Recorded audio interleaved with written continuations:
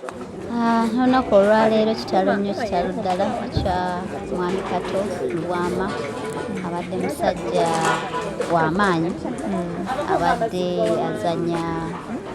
emizannyo abadde muyimbi abadde muwandiisi abadde akola emirimu mingi olunaku olwaleero tuliko ku muwala we omu ku muwala we Becky atubuulire ye okufa ku kwamusanzeewa. Banne ekitalo nnyo bantu bange mbalamusizzaako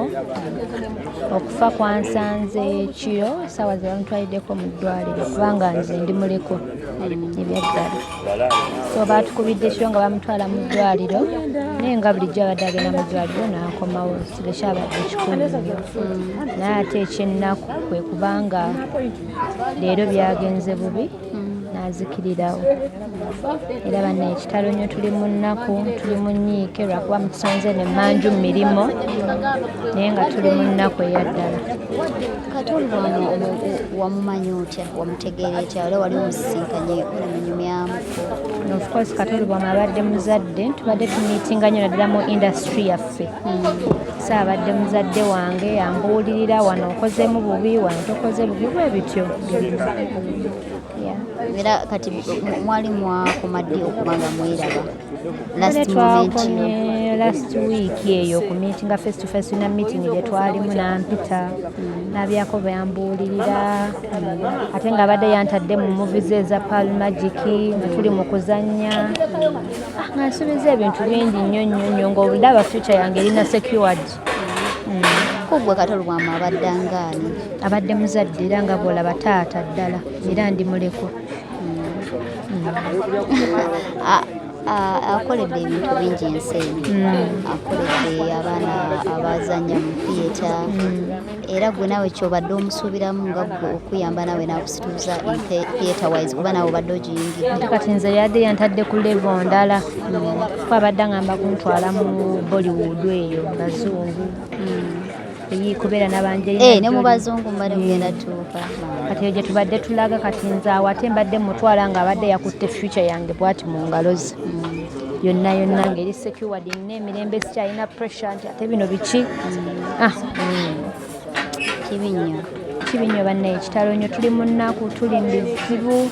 industry efunye eddibu ly'amaanyi tufiiriddwa nnyo ekitagenda kuddawo era abaana bali eyo nga tebafunye mukisa kulaba ku mukulu Kato Lwama kubabuulirira kola ki bafiiriddwa nnyo naye naffe era abaliwo tufiiriddwa nnyo kuba libadde eddoboozi erituuka buli wamu omwebuuzaako teyeeruma ntama akubuulira ekituufu ate w'alina okuyamba era n'akuyamba bannaye tufiiriddwa nnyo bannaye kitalo nnyo kitalo ddala. Olowooza kati theatre agireseewa right now? Era simanyi weesigadde kubanga amazima ffenna tugamanyi nti omuntu bw'ava mu bulamu bw'ensi kizibu nnyo ebintu okukola nga yabadde akola kati nze gambye abadde yanteeka mu Pearl Magic movie zaffe badde tebinaba kufuluma ate nga ngambye okuntwala ebweru eyo mu Bollywood kati simanyi oba ngenda biddani siyinza na simanyi kubanga kati agenze gwe gubadde omutwe yabadde taata. Kati mu bali abalala bonna abazannya mu theatre bo badde tonna bakolako mukwano nga bwebadde ogukoze ku Kato Lwama? Oli ye muzadde gwe mutwe badde mbaagala ffenna naye ye mukama waffe ate bw'aba ye mukama waffe ffenna tuba bayizi mu maaso ge kati bw'aba agenze tuba tufiiriddwa nnyo bannange. Tuweeyo akagambo akasembayo. Kagambo akasemba bannange abafamire ffenna Katonda atusibe ebimyu bannange tugume n'ekirala buli muntu alina obulamu bw'ekitiibwa kuba kiruma nnyo omuntu okuba nga mwayogedde mwenna nga mwatudde mwenna mu meeting naye mu katikitiki n'agenda banne obulamu tubuwa ekitiibwa twebaze Katonda n'ekirala z'okola z'olya z'oyina lyessanyu lyessaawa yonna ogenda teri amanyi teri yategedde nti muzeeyi anaagenda leero ogambye negulu twabadde naye nga tumu-interview. Yes so kati bannange obulamu tubuwa ekitiibwa tweyongere n'okweyagala n'okwagala n'ebyentalo tubiveemu kuba essaawa zonna tugenda.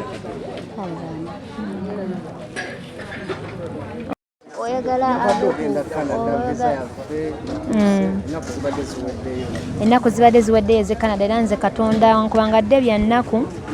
naye Katonda nsaasidde busaasizi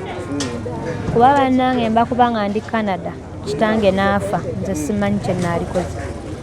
nza n'okufiira mu nnyonyi obadde ovaayo saalikoze badde sinnagenda naye katonda nnyambye wankubadde bya nnaku naye era kale at least ko wano kuba mulabyeko mbaddewo naye singa mbadde ngenze Canada simanyi kye naalikoze. Naye kino kitegeeza ki kubanga emyaka almost buli mwaka ofiibwako omuntu buli mwaka tewanayita na myezi 2 bayirawo obadde okimanyi nti nno zino ennaku z'omwezi zennyini ne jjajja Ichuli we yafiira kati biri awo tebitegeerekeka obulamu bwange buli mu bbanga mbansaasire simanyi mbeera nga mboba nze nzirako buli muntu ambuulirira buli muntu anjagala buli muntu anjirawo omubiri bagenda bali mu kugenda sigadde bw'omu bannange era ndi mu nnaku fenafena tuli mu nnaku naye kubanga visa yaffe ebadde etuwabulayo ennaku nga 2 wabulayo ennaku ntono nnyo naye kati onaagenda era ngenda kusooka kugumiikiriza ekirungi mbadde nkyayinayo ebbanga ddene nasooka kugumiikiriza awo ndyoke ŋŋende. Kati waliwo ebize bitambula bagamba tuze ne Becky nti gwe buli muntu afa nga munene omwekwatako. Abantu abo sina gwe neekwatako ate bo be basinga n'okunjagala kuba nabalaga vidiyo ya Ichuli jjajja Ichuli wange gye yali yankolerako nga mpaana nga njagala ne vidiyo ya mukulu Katolu Bwama bwe ziri ku social media nga njagala bantu abo munnaye banjagala naye okwagalwa si musango bannaye banjagala ba Cristiano Ronaldo kati Canada gyendagaawo Justin Bieber yankubira essimu naŋŋamba nti nkulinze kati bondaba naye obanga mupostinze kuba nange bantu banjagala abantu bakwagala justice tobeesibako ate be banneesibako ate naawe oyagalwa ate nange njagala tulaba ate n'omwami waffe onaatera n'omuteerawo maaso awo byonna bijja maaso awo suubireyo kabebi akookubiri maaso awo kasooke tutambuze music omukwano ali atya omukwano ali bulungi sweetheart kamonde okosinga okuwaana ku nsi gwensinga okwagala gyali mulamu